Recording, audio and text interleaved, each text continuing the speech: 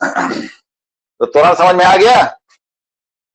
देखो, जब वस्तु का वेग बढ़ रहा है, ऐसा भी तो हो सकता है कि वस्तु का वेग बढ़े ना घटे। मान लो पहले उसका वेग था 60 मीटर प्रति सेकंड और अब हो गया है 30 मीटर प्रति सेकंड घट करके।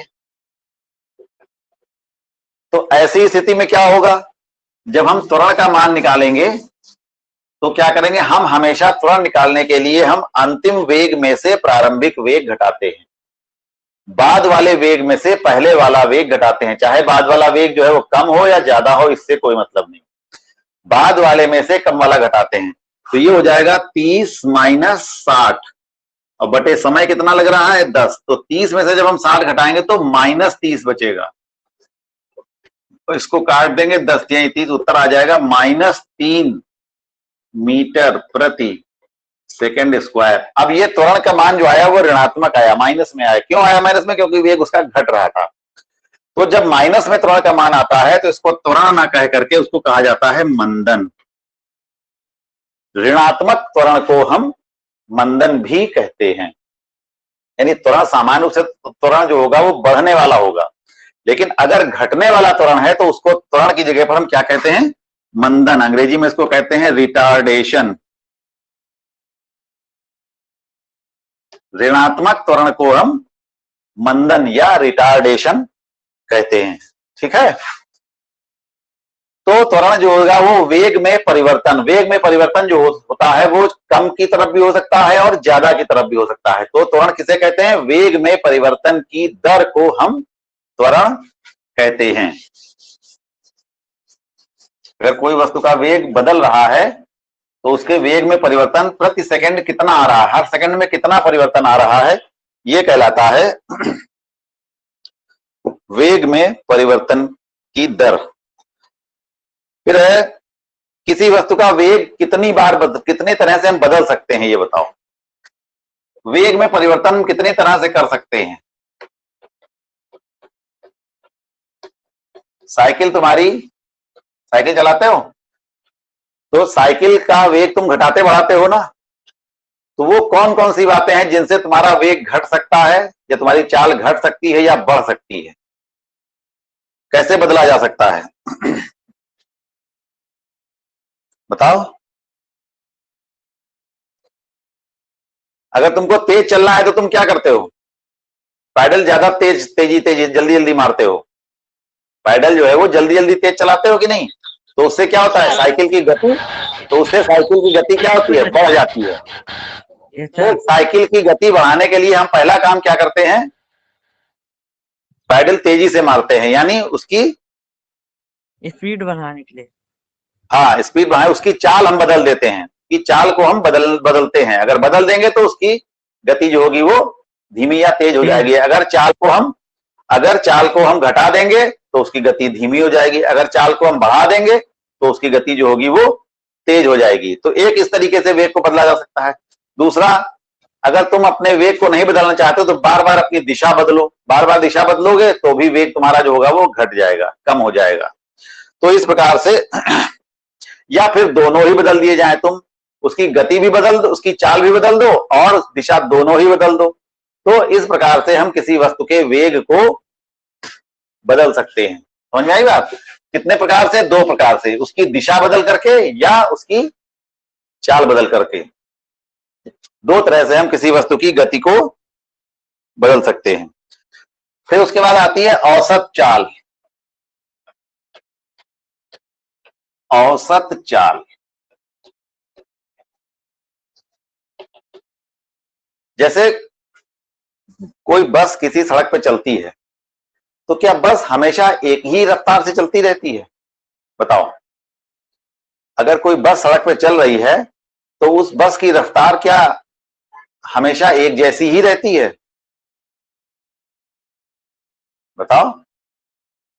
No sir. नहीं। क्या होता है उसमें? क्या होता है उसमें?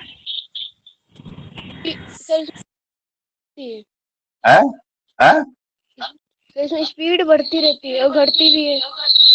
बढ़ती भी रहती है और घटती भी रहती है, यानी कभी वो तेज चलती है और कभी धीमी चलती है। सड़क पे भीड़ भाड़ ज्यादा होगी तो बहुत तेज नहीं चल पाएगी, तो कभी तेज भागेगी, जब जगह मिल जाएगी उसको तो तेज चलेगी, जब जगह नहीं होगी तो वो ब्रेक लगा कर देगा तो धीमे धीमे चलने लगेगी। यानी उसकी रफ्तार जो है वो कम ज्यादा होती रहती है। तो इस प्रकार की गति को हम क्या कहते हैं? असमान गति। तो जब कोई वस्तु असमान गति करती है तो अलग अलग समय में, जैसे मान लो पहले कोई बस है वो बिंदु ए से चली और बी तक आई 20 मीटर प्रति सेकंड के हिसाब से, 20 मीटर चली पहले। ये दूरी कितनी चली? 20 मीटर पहले,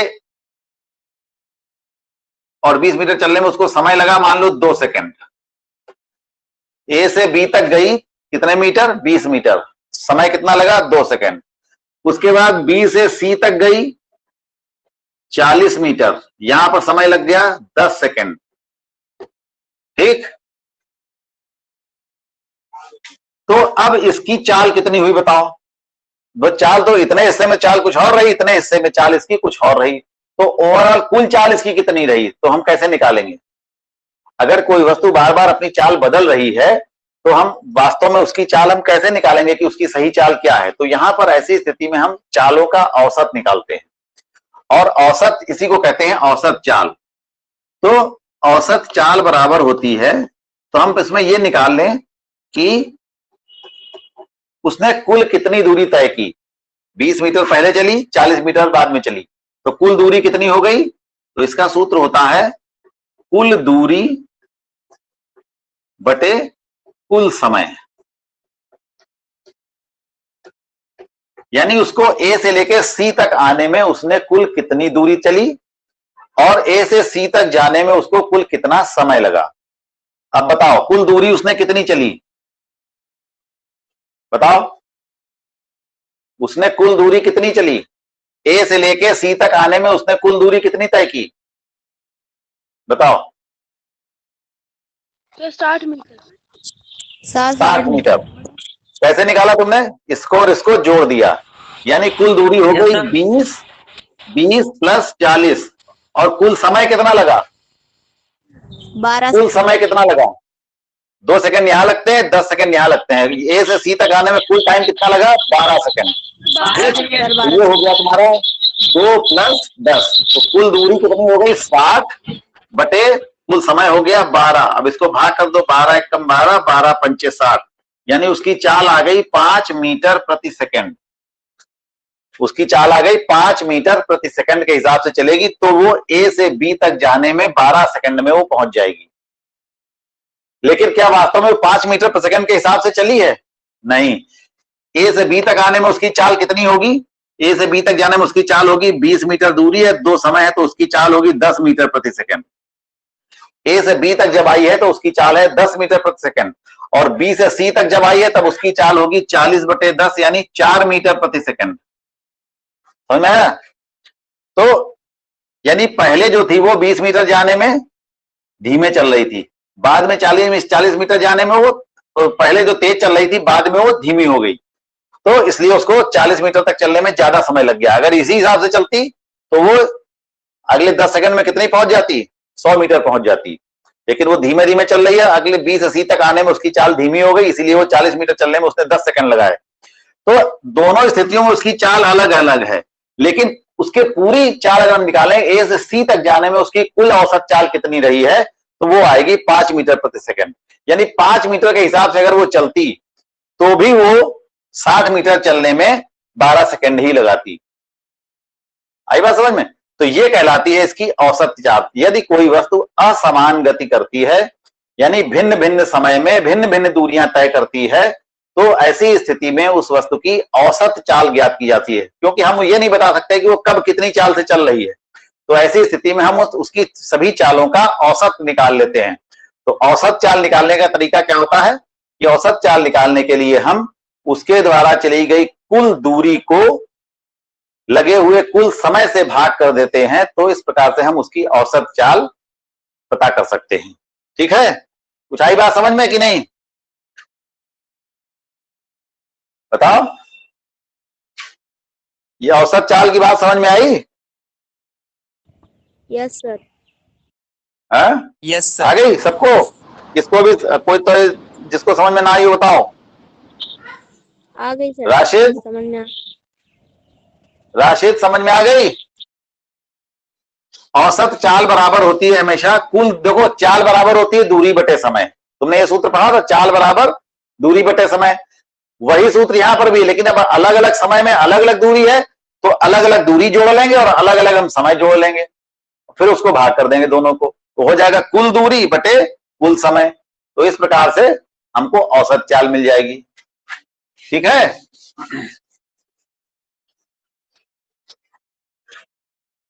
फिर है सदिश राशियां तथा अदिश राशियां।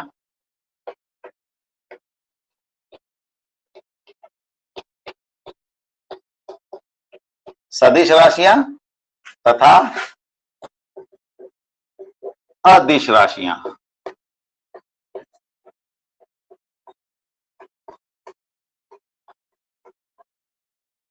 सदिश राशियां और अदिश राशियां क्या होती हैं? देखो, जैसे कुछ राशियां ऐसी होती हैं जिनके लिए हमको केवल उनकी मात्रा नहीं बतानी होती है, बल्कि हमको दिशा की भी बतानी जरूरी होती है। जैसे तुमसे पूछा जाए कि कोई कार की रफ्तार कितनी है, कार की जो कार का जो वेग है वो कितना है, तो तुम क्या बताओगे? 40 मीटर प्रति सेकंड जैसे मान लो बताए, तो खाली 40 मीटर प्रति सेकंड बताने से क्या होगा कि हमको बात पूरी नहीं होगी। यानी हमको यह भी बताना पड़ेगा कि किस दिशा में जा रही है गाड़ी। तो यहां पर हमको दिशा भी बतानी जरूर होगी, गाड़ी किस दिशा में जा रही है। 40 मीटर प्रति सेकंड के वेग से तो जा रही है, लेकिन किस दिशा में जा रही है यह नहीं पता है। ठीक है, तो जिन राशियों में केवल परिमाण होता है उनको हम कहते हैं अदिश राशियां, और जिन राशियों में परिमाण के साथ साथ दिशा भी होती है उन राशियों को हम कहते हैं अदिश राशियां। अब जैसे तुम सब्जी खरीदने जाते हो तो दुकानदार से क्या कहते हो? 2 किलो आलू दे दो। ठीक, तो यहां पर 2 तुमने जो गिनती बताई, ये क्या है? उसका परिमाण है। कितना आलू चाहिए तुमको? 2 किलो। ठीक, अब तुम ये तो नहीं कहते हो कि 2 किलो आलू पूरब में दे दो, 2 किलो आलू पश्चिम में दे दो, ये तो नहीं कहते हो ना। और कहोगे तो क्या होगा? दुकानदार हंसेगा तुम्हारे ऊपर, ये क्या बोल रहा है लड़का ये। यानी यहां पर क्या बात है कि तुमको केवल दुकानदार को परिमाण बताना है। किसका? आलूओं का। क्या चीज? वजन, यानी द्रव्यमान या भार। तो द्रव्यमान जो है वो किसी वस्तु का क्या होगा? अदिश होगा, क्योंकि इसमें केवल परिमाण ही काफी है बताने, बात पूरी हो जाती है। अगर तुमने कहा कि 2 किलो आलू दे दो, तो इसका मतलब यहां पर ये बात तुम्हारी पूरी हो गई कि 2 किलो आलू वो दे देगा। अब पूरब है कि पश्चिम है कि उत्तर है कि दक्षिण है, इससे कोई लेना देना नहीं। ठीक, तो ये राशि कैसी हुई? द्रव्यमान जो राशि हुई ये कैसी हुई? अदिश राशि हुई। यानी इसको बताने के लिए द्रव्यमान एक ऐसी राशि हुई जिसको बताने के लिए तुम्हें सिर्फ उसकी गिनती बतानी है कि 2 किलो, 4 किलो, 5 किलो, 10 किलो। ये नहीं बताना है कि पूरब, पश्चिम, उत्तर, दक्षिण किधर। तो इसलिए ये द्रव्यमान कैसी राशि है? ऐसी राशि है कि जिसमें केवल परिमाण है। परिमाण मतलब उसकी गिनती है, कोई 2, 4, 6, 8, 10 जो भी है, लेकिन इसमें कोई दिशा की बात नहीं आती। तो ऐसी राशियों को हम कहते हैं अदिश राशियां। अदिश, जिनमें दिशा ना हो। अदिश का मतलब जिनमें दिशा ना हो, ऐसी राशियों को कहते हैं अदिश राशियां। लेकिन कुछ राशियां ऐसी भी होती हैं जिनमें परिमाण तो होता ही, परिमाण तो होगा ही होगा, कोई ना कोई जो भी राशि होगी जरूरी होगा, लेकिन साथ ही साथ दिशा भी जरूरी होती है। जैसे तुमने कहा किसी व्यक्ति से कि धक्का लगाओ, तो धक्का लगाने के लिए तुमको यह भी बताना पड़ेगा कि धक्का हम किस दिशा में लगाएं। तो इसलिए धक्का लगाने का मतलब क्या है? तुमने बल लगाया, तो बल लगाने का मतलब क्या हुआ? बल लगाने का मतलब क्या हुआ? तुमने किसी दिशा में बल लगाया। तो जब बल लगाओगे तो किसी ना किसी दिशा में लगाओगे ना। अगर तुम गलत दिशा में बल लगाओगे तो तुम डांट खाओगे कि इधर क्यों बल लगा दिया, इधर से तुमसे कहा था लगाओ। ठीक है ना, तो ये बताना पड़ेगा तुमको कि किधर की दिशा में या किधर से हम बल लगाएं। अगर कोई तुमसे कहता है कि बल लगाओ खाली, तो तुम बल नहीं लगा सकते। ये तुमको मालूम होना चाहिए, उसको ये बताना पड़ेगा कि बल किस दिशा में तुमको लगाना है, तब तुम सही दिशा में बल लगा पाओगे। वरना अगर तुम अपने मन से लगा रहे हो तो किसी भी दिशा में लगा दोगे तो लड़ाई झगड़ा हो सकता है। ये डांट पड़ सकती है तुमको कि इधर से क्यों बल लगा रहे हो, उधर से क्यों नहीं लगा रहे हो, देख रहे हो कि हम इधर खड़े हैं तो तुमको उधर से कहां बल लगा दे रहे हो, होगा कि ना। तो यहाँ पर तुम्हें जो जिसने भी कहा है बल लगाने के लिए उसको ये बताना होगा कि किस दिशा में बल लगाना है, तभी बात तुम पूरी तरह से समझ पाओगे और पहली बार में ही उस काम को कर दोगे। लेकिन अगर ऐसा नहीं है तो तुम उस काम को सही ढंग से कर पाओ, ये जरूरी नहीं। तो इसलिए कुछ राशियां ऐसी होती हैं जैसे बल, इन राशियों में परिमाण के साथ साथ दिशा भी जरूरी होती है। तो ऐसी राशियों को हम कहते हैं सदिश राशियां। जैसे वेग, वेग क्या है, सदिश राशि है। क्यों? क्योंकि वेग विस्थापन पर निर्भर करती है और विस्थापन हमेशा किसी दिशा में होता है। विस्थापन का मतलब अपने स्थान से खिसकना। कोई वस्तु यहां पर रखी है, तुम मान लो यहां पर बैठे हो और इस वस्तु को यहां से खिसकाना है, तो पहले ये तो पता चले कि किधर खिसकाना है, इधर खिसकाना है कि इधर खिसकाना है कि इधर खिसकाना है कि इधर खिसकाना है, किधर खिसकाना है और कितना खिसकाना है।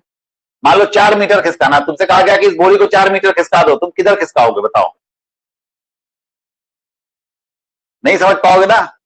ये तो मालूम हो गया तुम्हें कि 4 मीटर खिसकानी है, लेकिन किधर खिसकानी है ये नहीं मालूम हुई बात। अगर तुमसे सिर्फ इतना कहा जाए कि इस बोरी को 4 मीटर खिसका दो, तो ये मालूम होना चाहिए कि किधर खिसकाएं, होगा ना। तो यानी यहां पर तुमको बोरी विस्थापित करनी है, हटानी है, तो हटाने के लिए तुमको यह भी मालूम होना चाहिए कि किधर की तरफ हटानी है हमको, यानी दिशा भी तुमको मालूम होनी चाहिए। तो ये वेग कैसी राशि होगी, विस्थापन कैसी राशि होगी, विस्थापन भी क्या होगी, सदिश राशि होगी। तो विस्थापन हो गया, बल हो गया, संवेग हो गया, ये सब कैसी राशियां हैं, ये सब सदिश राशियां हैं। ठीक। और अदिश राशियां क्या हुई, जिनमें केवल परिमाण होता है, दिशा नहीं होती है। द्रव्यमान, समय। अब समय तुमको बताना होगा तो तुम क्या कहोगे, कोई तुमसे पूछेगा क्या समय हुआ तो क्या कहोगे, 4 बजे हैं, तो 4 तुमने बताया, तो 4 क्या हो गया, उसका परिमाण हो गया। लेकिन दिशा क्या हुई, 4 सेकंड किधर है, 4 बज गया है, तो किधर बजा है, पूरब में बजा है कि पश्चिम में बजा है, इसका कोई मतलब है यहां पर, बताओ। अगर कोई तुमसे समय पूछता है तो तुमने बताया 4 बजे हैं, तो 4 बजे बताने में तुमको यह बताना जरूरी है कि पूरब में है कि पश्चिम में है कि उत्तर है कि दक्षिण है, बताओ। No sir. नहीं, यानी तुमको सिर्फ गिनती बतानी है, तुमको दिशा बतानी जरूरी नहीं है, क्योंकि दिशा उसमें है ही नहीं, दिशा का कोई मतलब ही नहीं उसके लिए। तो ऐसी राशियां जिनमें केवल परिमाण होता है, परिमाण का मतलब गिनती, ऐसी राशियां जिनमें केवल परिमाण होता है, दिशा नहीं होती है, ऐसी राशियों को हम अदिश राशियां कहते हैं। द्रव्यमान हो गया, समय हो गया, कार्य, ऊर्जा, ये सब क्या है, अदिश राशियां हैं। इनको बताने के लिए तुम्हें केवल परिमाण बताना जरूरी होगा, दिशा बतानी आवश्यक नहीं होगी। लेकिन ये सब राशियां जो हैं, इनको बताने के लिए तुमको दिशा भी बतानी पड़ेगी। केवल परिमाण से काम नहीं चलेगा। बोरी को 5 मीटर खिसकाना है तो ये भी बताना पड़ेगा 5 मीटर इधर खिसकाओ, तुमको या तो हाथ से बतानी पड़ेगी दिशा, या मुंह से बोल के बताओ पूरब की तरफ, या पश्चिम की तरफ खिसकाओ, या उत्तर की तरफ खिसकाओ, या हाथ की दिशा से बता दो कि इसको इधर की तरफ खिसकाओ, ऐसे होगा ना। तो यहां पर तुमको परिमाण के साथ साथ दिशा भी बतानी बहुत जरूरी होगी। ठीक है, तो ये कहलाती है सदिश राशियां और अदिश राशियां। एक बार फिर से रिपीट करते हैं, सदिश राशियां क्या होती हैं, वे राशियां जिनमें परिमाण के साथ साथ दिशा भी आवश्यक होती है, उन्हें हम सदिश राशियां कहते हैं। अदिश राशियां वे राशियां जिनमें केवल परिमाण होता है, दिशा की कोई आवश्यकता नहीं होती है, ऐसी राशियों को हम अदिश राशियां कहते हैं। ठीक है।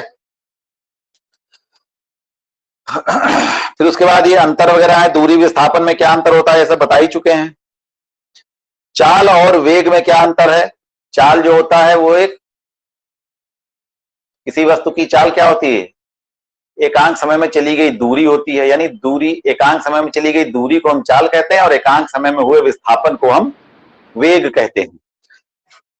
चाल जो होती है एक अदिश राशि है, चाल जो है वो एक अदिश राशि, क्योंकि दूरी पर निर्भर करती है, तो चाल जो है वो एक अदिश राशि है। लेकिन वेग जो होता है वो एक सदिश राशि होती है, क्योंकि वेग जो है वो विस्थापन पर निर्भर करता है और विस्थापन जो होता है वो सदिश होता है। और दोनों दूरी जो है वो हमेशा धनात्मक होगी, दूरी कभी ऋणात्मक नहीं होगी।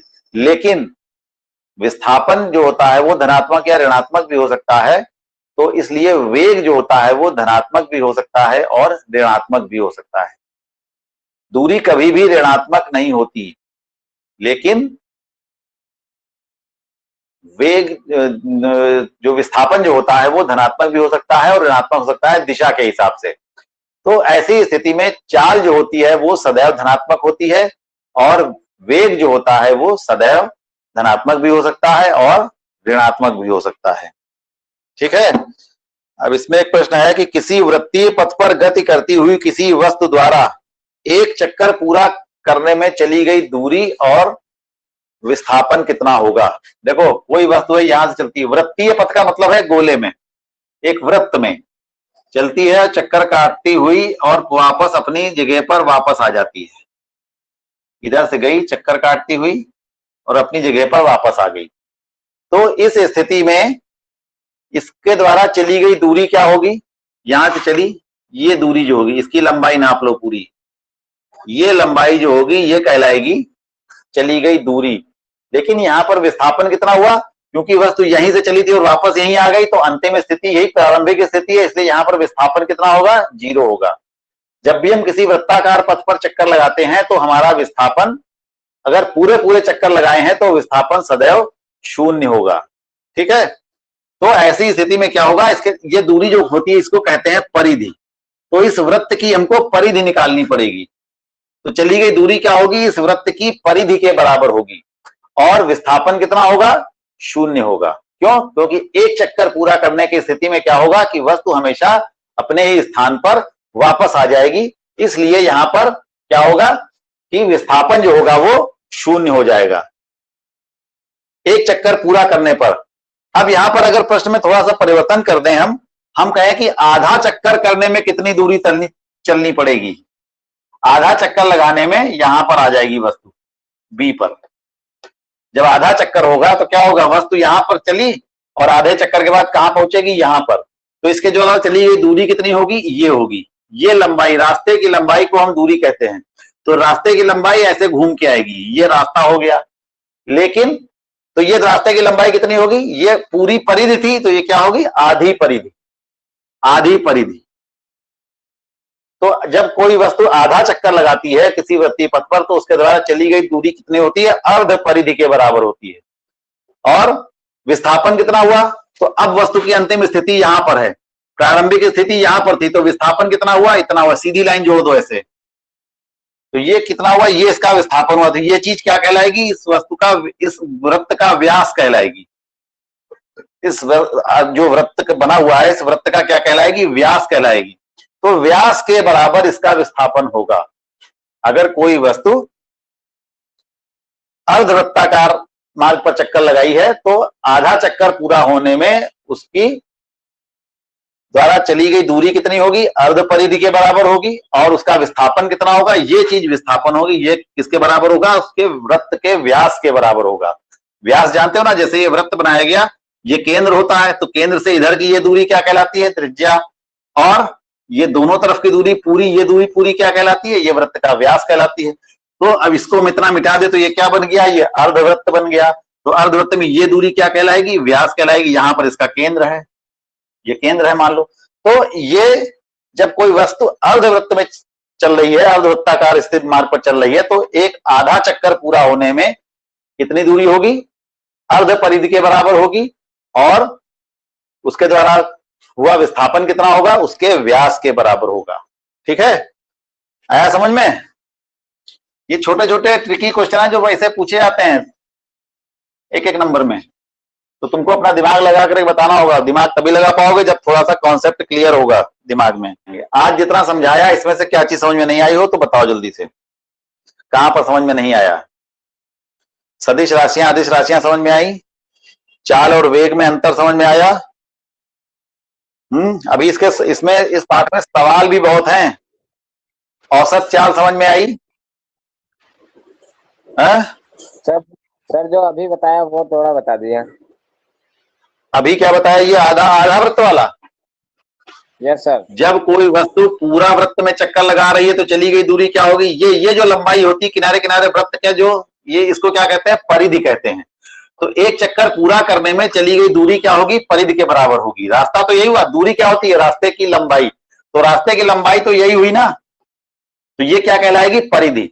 तो जब कोई वृत्ताकार मार्ग पर चल रही तो दूरी, चली गई दूरी कितनी होगी? परिधि के बराबर होगी। इसको कहते हैं परिधि। और विस्थापन कितना होगा? यहां पर विस्थापन कितना होगा? ये होगा 0। क्यों? वस्तु अपने स्थान पर वापस आ जाएगी, इसलिए विस्थापन जो होगा वो 0 होगा। अब अगर ये वस्तु आधा चक्कर लगाती है तो आधा चक्कर लगाने में चली गई दूरी क्या होगी? आधी परिधि। आधा चक्कर में दूरी बराबर होगी अर्ध परिधि, क्योंकि पूरी परिधि नहीं है, वो कितनी है? आधी परिधि के बराबर है। ठीक।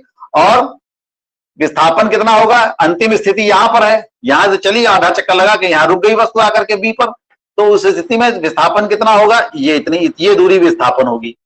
तो ये विस्थापन किसके बराबर होगी? वृत्त के व्यास के बराबर होगी। विस्थापन बराबर होगा व्यास, वृत्त का व्यास। ठीक है। और परिधि का सूत्र होता है 2πr। परिधि निकालने का सूत्र होता है 2πr, जहां पर r क्या है? उसकी त्रिज्या है। तो अगर व्यास, अगर परिधि निकालनी है, पूरा चक्कर चल रहा है, तो उसको हम कहेंगे परिधि। तो चली गई दूरी 2πr होगी। और अगर आधा है तो इसका 2πr का आधा करो, यानी 2 से भाग करो, 2πr/2, तो 2 कट जाएगा, कितना आएगा? πr। तो अर्ध परिधि का मतलब सूत्र क्या हो गया? πr। यानी चली गई दूरी कितनी होगी? πr। अगर पूरा चक्कर है तो चली गई दूरी कितनी होगी? 2πr। और व्यास कितना होता है? तो त्रिज्या का दुगना, यानी 2r। त्रिज्या कहते हैं r को, तो इसका व्यास हो जाएगा 2r। यहां से इधर जितनी दूरी होगा उतनी दूरी इधर होगा, तो ये चीज r है इतनी, यहां से यहां तक ये r है, तो इधर वाली भी r होगी। तो r और r जुड़ करके पूरा कितना हो जाएगा? 2r बन जाएगा। तो अगर कोई वस्तु अर्धवृत्ताकार मार्ग पर चलती है तो दूरी जो होगी वो πr के बराबर होगी, यानी अर्ध परिधि के बराबर होगी। और विस्थापन जो होगा व्यास के बराबर होगा, यानी 2r के बराबर होगा। अगर उस वृत्त की त्रिज्या हमको मालूम है अगर, तो हम गणना भी कर सकते हैं। अगर त्रिज्या उसकी 2 मीटर है तो व्यास कितना हो जाएगा उसका? 4 मीटर। तो विस्थापन कितना हो जाएगा? 4 मीटर का। ठीक है। तो उसी प्रकार से अगर पूरा चक्कर चलती है तो चली गई दूरी होगी 2πr, और विस्थापन कितना होगा? 0 होगा। 0 क्यों होगा? क्योंकि वस्तु अपने स्थान पर वापस आ जाती है। कभी भी किसी भी गति में अगर कोई वस्तु अपने स्थान पर वापस आ जाएगी तो विस्थापन सदैव 0 होगा। ठीक है। अब समझ में आया सर? तो आज इतना ही। अब इसके आगे फिर अब कल बताएंगे। ठीक है। Okay okay sir.